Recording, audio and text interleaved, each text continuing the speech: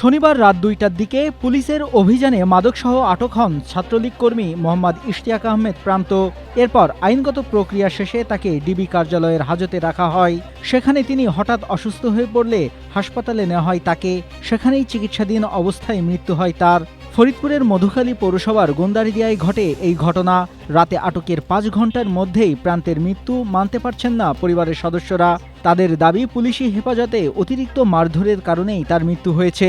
এই ঘটনার সুষ্ঠু তদন্ত ও বিচার দাবি করেছেন তারা।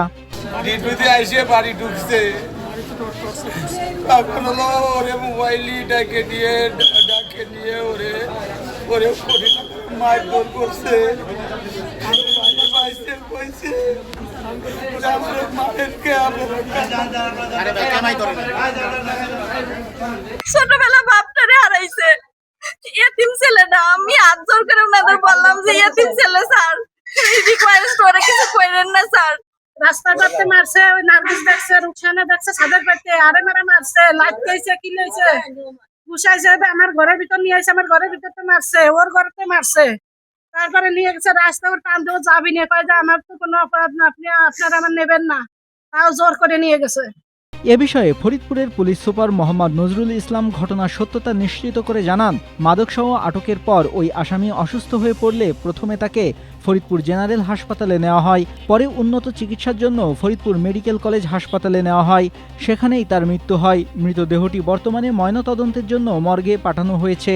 রিপোর্ট আসলেই মৃত্যুর প্রকৃত কারণ জানা যাবে। তো প্রাথমিকভাবে আমরা যেটা জানতে পেরেছি, ডাক্তারদের সাথে কথা বলে তিনি মস্তিষ্কে রক্তক্ষরণজনিত কারণে মৃত্যুবরণ করেন মর্মে প্রাথমিক আমরা জানতে পেরেছি। এবং একই সাথে আমরা এটাও আমরা জানতে পেরেছি যে তার শরীরে কোনো ধরনের আঘাত বা কোনো ধরনের জখম চিহ্ন ছিল না। সুতরাং তিনি অসুস্থ হওয়ার সাথে সাথে পুলিশ তাকে তাৎক্ষণিকভাবে হাসপাতালে প্রেরণ করেন, সেখানে তিনি মৃত্যুবরণ করেন।